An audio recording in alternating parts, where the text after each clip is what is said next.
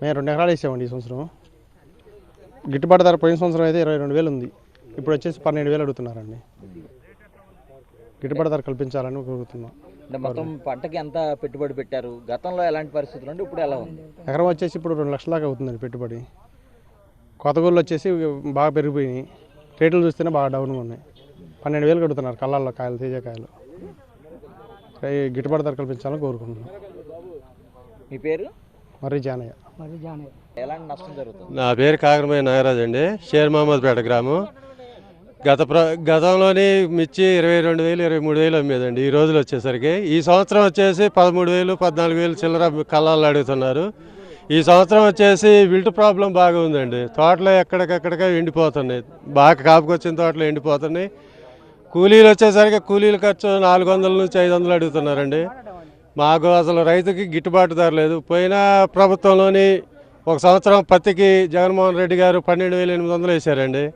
తర్వాత ఒక సంవత్సరం మిర్చి తోటలు పోయినందుకు 48,600 రూపాయలు వేశారు.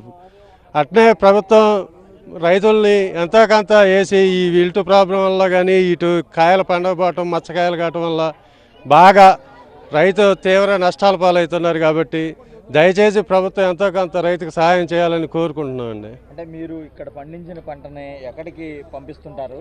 అది ఈ మధ్యలో దళారీలు ఏమన్నా మీకు వాళ్ళ వల్ల ఎలాంటి సమస్యలు? మేము పండించిన పంట మనం పక్క రాష్ట్రం అయిన తెలంగాణ కానీ, తెలంగాణ ఖమ్మం తీసుకెళ్ళి అమ్ముకుంటామండి. లేదంటే మన దళారీల ప్రాబ్లం ఎక్కువ ఉందండి. వాళ్ళు ఈరోజు జెండా పాట వచ్చేసి 14,000 14,500 ఉన్నప్పుడు మన దగ్గరకు వచ్చేసి 11,500 12,000 అడుగుతారండి.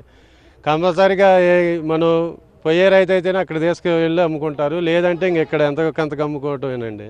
అంటే గతంతో పోల్చుకుంటే దాదాపు 10,000 వరకు నష్టపోతున్న పరిస్థితి. గతంతో పోల్చుకుంటే కింటాకు వచ్చేసి 10,000 రూపాయలండి. కింటాకు వచ్చేసి 10,000 నష్టపోతున్నామండి. అయితే గతంలోనే కొంచెం పర్లేదు, కానీ ఈ సంవత్సరం మరీ తీవ్ర వర్షాభావం వల్ల పంటలన్నీ కూడా చాలా దెబ్బతిన్నాయి. కాయ మచ్చ ఎక్కువగా ఉంది, దానివల్ల బాగా రైతులకు చాలా నష్టం కలుగుతుంది సార్. మీరు మామూలుగా పంట వేసినప్పుడు మొత్తం ఒక ఎకరాకి ఎంత పెట్టుబడి అవుతుంది? బాగా పండిన తర్వాత మంచి గిట్టుబాటు ధర వస్తే సుమారుగా ఎంత వచ్చే అవకాశం ఉంది ఆదాయం? మాకు వచ్చేసి ఒక ఎకరానికి వచ్చేసి 1,50,000 సుమారు ఖర్చు అవుతుందండి. కూలీల ఖర్చు కాకుండా కోతకు వచ్చే సమయానికి మనం పెట్టిన పెట్టుబడులు అయితే, ఫెర్టిలైజర్స్ అయితే, కట్టలు అయితే మొత్తం 1,50,000 మిరపనారు కొనకాడ నుంచి వేయిపోయేసరికి 1,50,000 సుమారుగా అవుతుందండి. కౌలు వచ్చేసి ఒక 30,000 అవుతుంది. అది కాక మనకి మామూలుగా తోటలో కూలీలకైతే వీటికైతే 80,000 రూపాయలు ఖర్చు అవుతుందండి. మొత్తం ఎట్లేదన్నా 2,30,000 రూపాయలు పెడితే కానీ కళ్ళాల్లో కాయలు వస్తాయి సార్.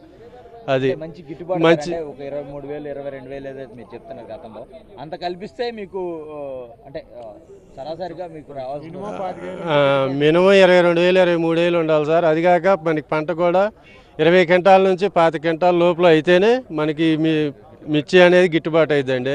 కాకపోతే ఈ నల్లి తామర పురుగుల వల్ల 10 క్వింటాల నుంచి 12 క్వింటాల లోపే మనకి పండుతుంది సార్. అందుకే దానివల్ల 25,000 అమ్మినా కానీ రైతుకి గిట్టినట్టు ఉంది సార్. ఇది ఇప్పుడు ఆలంగటేశ్వరం మక్కపేట, మాది ఎన్టీఆర్ జిల్లా, వత్సవాయి మండలం. ఇంతకుముందు కూడా మిర్చి పండించినాం 10-15 సంవత్సరాల నుంచి. ఇప్పుడు కూడా పండిస్తున్నాం. నల్ల తామర పురుగు ఎక్కువైంది, పెట్టుబడి ఎక్కువైంది, సరైన రేట్ లేదు. పోయిన సంవత్సరం ఇదే టైంలో 20,000 అమ్మింది మిర్చి, ఈ సంవత్సరం 10,000 అమ్ముతుంది. దానివల్ల మాకు గిట్టుబాటు కావట్లేదు. మాకు ప్రభుత్వం మద్దతు ధర ఇవ్వాలని కోరుకుంటున్నాం. అంటే మనం మామూలుగా మీరు ఎంత పెట్టుబడి పెట్టారు? పెట్టుబడి ఎకరానికి పండితే ఎన్ని బస్తాలు పండుతుంది మామూలుగా? అయితే మామూలుగా పండితే 20-25 క్వింటాలు పండుతుందండి. ఈ సంవత్సరం 10-15 క్వింటాలు అయ్యిద్ది అనుకుంటున్నాం. అది తాలు శాతం ఎక్కువ వచ్చింది, రేటు కూడా తక్కువ ఉంది. అందువల్ల మాకు గిట్టుబాటు కావాలి. ఎకరానికి 1,00,000 రూపాయలు మినిమం లాస్ వచ్చేటట్టు అనిపిస్తుంది. అంటే గతంలో పంట నష్టపోయినప్పుడు ఈ క్రాప్ ఏమన్నా ఎట్లా పోయినసారి క్రాప్ ఏం చేయలేదండి. ఈ సంవత్సరం మనకి ఇన్సూరెన్స్ కూడా ఏం కట్టినట్లేదు. అప్పుడు ప్రభుత్వం కట్టి ప్రభుత్వం ఇచ్చింది ఎకరానికి 50,000 చొప్పున. ఇప్పుడు ఏది లేదు.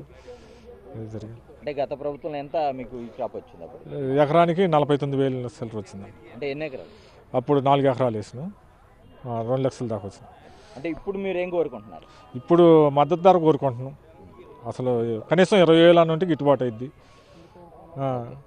కొన్ని ఎండిపోయిన ఏరుకుళ్ళు వచ్చి ఎండిపోయినండి, వాటికి ఏమన్నా ప్రభుత్వం ఆదుకొని నష్టపరిహారం ఏమన్నా ఇస్తుందో, ఇన్సూరెన్స్ అని కోరుకుంటాం. ఆదుకుపోతే ఏముందండి, అప్పులు అట్నే ఉంటాయి. వ్యవసాయం చేయాలంటే ఇబ్బందిగా ఉంది. జిల్లా వైఎస్ఆర్సీపీ రైతు విభాగం తరఫున మాట్లాడుతున్నాను.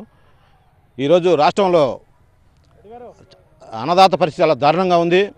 గతంలో మరి జగన్మోహన్ రెడ్డి గారు ఈ భారతదేశంలో ఏ రాష్ట్రం పెట్టిన విధంగా ఈ క్రాప్ ఇన్సూరెన్స్ అని పెట్టి దానికి రైతు భరోసా కేంద్రం పెట్టి అక్కడ రైతులను ఏ పంట అయితే ఆ పంటకి నమోదు చేసుకునేవాళ్ళు.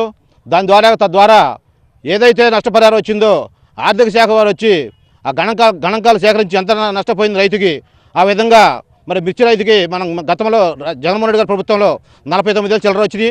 అట్లాగే నందిగామ నియోజకవర్గంలో కూడా 18,000 వచ్చినాయి. ఎంత నష్టపోతే అంత నష్టం వచ్చేది. కానీ ఈరోజు ఆ పరిస్థితి లేదు. పత్తిలో కూడా ఎకరానికి 33,000 ఇచ్చారు గత గవర్నమెంట్లో. ఈరోజు ఆ పరిస్థితి లేదు. పత్తి రైతు కూడా చాలా దెబ్బతిన్నాడు. అలాగే మన వర్షాలకి మరి మాగాడి కూడా చాలా దెబ్బతింది. ఆ మాగాడి పరిస్థితి కూడా అంతే ఉంది. కానీ మొన్న పంట నష్టపరిహారం కింద ఏదైతే ఈ రైతులకు ఇవ్వాల్సింది ఇవ్వకుండా పార్టీ వాళ్ళు, టీడీపీ పార్టీ వాళ్ళు పార్టీ ఆఫీసుల్లో కూర్చోబెట్టి రాసి ఆ నష్టపరిహారం ఇచ్చారు. ఆ కొద్దిమంది రైతులకు ఇచ్చారు. వాళ్ళు సెలెక్ట్ చేసి ప్రజలను అంతకుముందు గతంలో ఏ పార్టీ అని చూడకుండా అన్ని పార్టీ వాళ్ళు కూడా నమోదు చేసుకుంటే పోయి పార్టీ సంబంధం లేకుండా రైతు వారీగా పోయి రైతు భరోసా కేంద్రంలో పోయి పలా పంట వేసాను, మిర్చి వేసాను, పత్తి వేసాను, సోపులు వేసాను, లేదా అరటి వేసాను అనే విధంగా నమోదు చేసుకుంటే పసుపు కూడా 2 లక్షల రూపాయలు ఇచ్చిన ఘనత గత గవర్నమెంట్లో ఉంది. కానీ ఈరోజు ఆ పరిస్థితి లేదు. రైతు పరిస్థితి చాలా దారుణంగా ఉంది. ఇది కూటమి ప్రభుత్వం ఆలోచించాలి. రైతులు అన్ని విధాలు ఆదుకోవాలని కోరుకుంటున్నాం. అండ్ మీ పేరు, మీరు ఎన్ని ఎకరాల్లో మిర్చి సాగు చేస్తుంటారు? గతంలో ఎలా ఉంది, ఇప్పుడు పరిస్థితి? మాది జగ్గపేట మండలం పోచంపల్లి అండి. అయితే ఈ సంవత్సరం 9 ఎకరాలు మిర్చి వేసానండి. 9 ఎకరాల మిర్చిలో కనీసం 9-10 ఒక 100 కింటా అయ్యేటట్టు కూడా లేదు. పెట్టుబడి చూస్తే 2 లక్షలు అవుతుంది. మనకి పోయిన గవర్నమెంట్ 20 నుంచి దాదాపు 24 దాకా మనకి 20 నుంచి 25,000 మిర్చికి పంటకు రేటు ఉండేదండి. ఈ సంవత్సరం ఆ వ్యవహారం లేదు. అసలు ఏదైనా కానీ 20 నుంచి 25,000కి ఏది తక్కువ లేదు. ప్రస్తుతానికి ఇప్పుడు ఏంటంటే ఈ వచ్చిన గవర్నమెంట్, కూటమి గవర్నమెంట్ అనేది అసలు రైతాంగాన్ని పట్టించుకోవట్లా, ఏ వ్యవస్థని పట్టించుకోవట్లా. మెయిన్ అదండి. అంటే గతంలో మీరు పంట వేసిన దగ్గర నుంచి పంట అమ్ముకునే వరకు కూడా ఎలాంటి సహకారం ఉండేది ప్రభుత్వం నుంచి? ఇప్పుడు ఎలాంటి పరిస్థితి ఉంది? ప్రభుత్వం నుంచి మాకు దాదాపుగా 21 నుంచి మాకు క్రాప్ ఇన్సూరెన్స్, రైతు భరోసా కేంద్రాలు, ఈ రైతు భరోసా కేంద్రాల నుంచి రైతు భరోసా ఉద్యోగస్తులు వచ్చి క్రాప్ ఇన్సూరెన్స్ వాళ్ళు క్రాప్ రాసుకొని క్రాప్ ఇన్సూరెన్స్ కూడా శాంక్షన్ చేశారండి. మాకు అంతకుముందు 22, 23లో పసుపుకి ఇచ్చిండు, 23లో మిర్చికి ఇచ్చారు 48,600 దాకా. ఏది నల్ల తామర పురుగు ఆ పూతలో ఉండేది. ఆ పూతలో ఉండే నల్ల తామర పురుగు కాపు తగ్గితే అప్పుడు కూడా 10-12 క్వింటాలు వస్తే జగన్మోహన్ రెడ్డి గారు రాష్ట్ర వ్యాప్తంగా అది మళ్ళీ అన్వర్ చేసుకొని ఆయన 48,000 లెక్క ఇచ్చారు. ఇప్పుడు ఆ సహకారం లేదు. పసుపు కూడా 75,000 ఇచ్చారు. కనీసం ఇవాళ ఆ రోజు గవర్నమెంట్, జగన్మోహన్ రెడ్డి గారి గవర్నమెంట్లో మామూలుగా క్రాప్ ఇన్సూరెన్స్ డబ్బులు ఇన్సూరెన్స్ కంపెనీలకి గవర్నమెంట్ కట్టుకునేది. ఈరోజు రైతు కట్టమంటుంది. పోనీ రైతులు కట్టుకున్నా చంద్రబాబు నాయుడు గారికి అయితే ఆయనకి ఉండదు. ఆయనకి ఏంటంటే మామూలుగా ప్రజలకైతే డబ్బు ఆయనకి ఇవ్వటం అనేది ఇబ్బంది.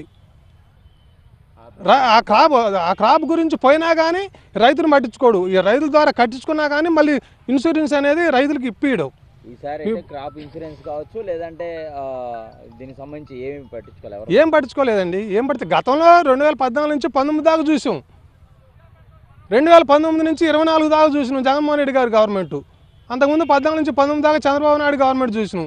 ఇప్పుడు మళ్ళీ 24 నుంచి మాకు 29 దాకా మళ్ళీ ప్రజలు చూస్తున్నారు. ఇప్పుడు రైతు పంటల గురించి కానీ ఏదైనా కానీ ఏ రంగంలోనైనా కానీ నిర్వీర్యమే. అంత ఇదిగా ఉంది గవర్నమెంట్, కూటమి గవర్నమెంట్ వ్యవహారం.